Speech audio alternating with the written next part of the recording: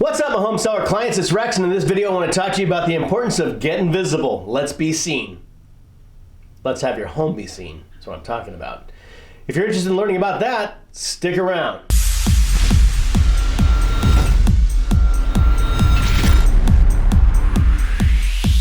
So visibility, searchability, and having the buyers see your house. Understanding how home buyers search for homes is really important. It's all done based on database search criteria. So a home buyer enters in, I want a 4-bedroom home or bigger. I want a 2,000 square foot home or larger. All those items that they input into the database are items that will make your home either visible or invisible. And invisible homes are impossible for buyers to see because they're invisible. And we don't want to be invisible, we want to be visible.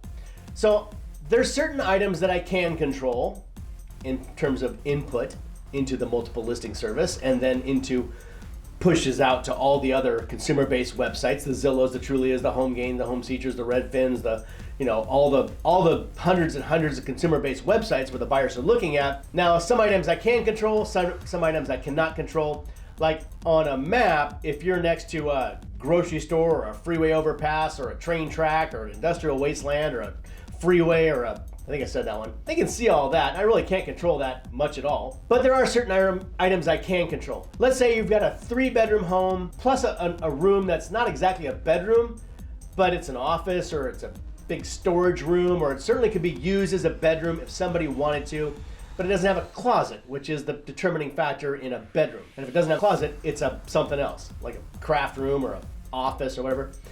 Now, I know that a lot of my clients, my home buyer clients, are looking for 3 bedrooms and an office.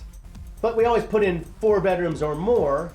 I mean, I'll always put in 3 bedrooms or more because I understand how these things work. Now, if I've got a house that's got 3 bedrooms plus an office or whatever, I know a lot of buyers want to have 3 bedrooms plus an office. So I might list it as a 4-bedroom house in the multiple listing service, and then explain in the public remarks, public records shows 3 bedrooms plus an office. Buyer to verify could easily be used as a bedroom. If I have buyers that I know would want to see that property, if they were looking for a 4-bedroom home because they're looking for 3 bedrooms plus an office, I might list it as a 4-bedroom home just so it bumps us up into that next batch of buyers. Because if you got somebody who's looking for 4 bedrooms or more and you got 3 bedrooms, your house is invisible.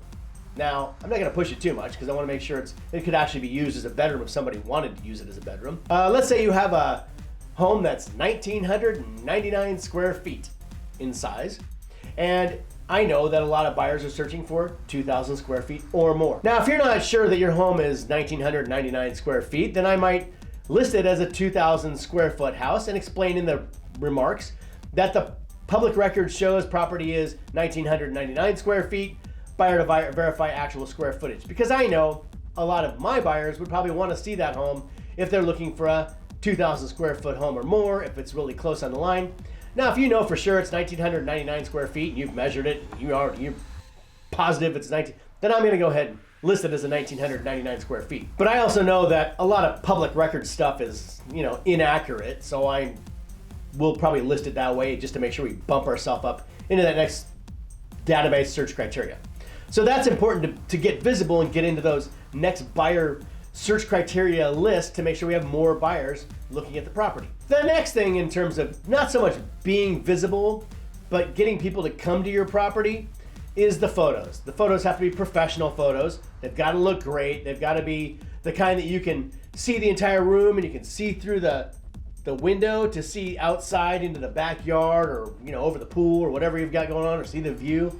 Because usually if an agent comes in with their cell phone and snaps a picture, it's going to be, you'll see maybe the kitchen, but the window will be all blown out. Our professional photos, they will be multiple exposures. So you'll have like 5 or 6 different photographs that are all combined into one perfect moment in time. So that way you can see everything perfectly in the room, and then you can also see through the glass, and usually use a wide angle lens like a 16 to 35 millimeter. So it like opens up the room and makes it look amazing. So those are the 2 items that are most important, is just understanding anything you can control, any item that is controllable that makes sense, you bump it up into the next database and make sure you disclose it. Make sure you have professional photos, videos, and this kind of stuff, because you want to give people reasons to come over and see the property. And the last point I'm going to make on that is don't use every single photo. I mean, I guess I'm not talking to you. I'm talking to me or any agent who's, not me. That might be one of those agents who just uses a bunch of photos and puts them all online. The photos are there to give the buyers just enough information so that they want to come over and see your house. It's not to give them enough information so they can determine if they want to buy the house or not from the comfort of their chair or delete the home, which is probably what's going to happen. If they're looking at property, photos, they're going to see, oh, that one's blurry, I can't see it, delete that home. That one's dark, delete that home. Ugly kitchen, delete that home. If I've got a home that's got, it's a great home, every photo looks amazing, but it's got a really ugly, messed up, dated kitchen, I might not put a picture of the kitchen. I will probably not put a picture of the kitchen in my marketing promotions that go everywhere online because I want to make sure that I'm giving them reasons to come see the property. If the house looks great in all the other photos, they're going to assume it's got a great kitchen as well. And that kitchen might be perfect for that buyer once it's remodeled. Might be in the perfect location, might be the perfect size. They might be super excited about having the perfect location and size for their kitchen. And the fact that they get to remodel it, doesn't cost that much to remodel a kitchen. And they'll be able to have the kitchen of their dreams. So I don't want them making a determination if they're going to see the house or not based on one photo of a crummy kitchen. Oh, I don't want a kitchen like that. Well, of course they don't. But coming into the home and doing a full viewing experience and walking in and going through the house and feeling the energy of the property and all this, that's way different than just looking at crummy photos of houses online. So I want to make sure I get those buyers into the house so they can determine for themselves or not if it is the right house for them and, give you a better chance of getting even more buyers competing against each other to give you maximum market value and all the terms you want. Well, that's it for this episode of me talking about making your home visible.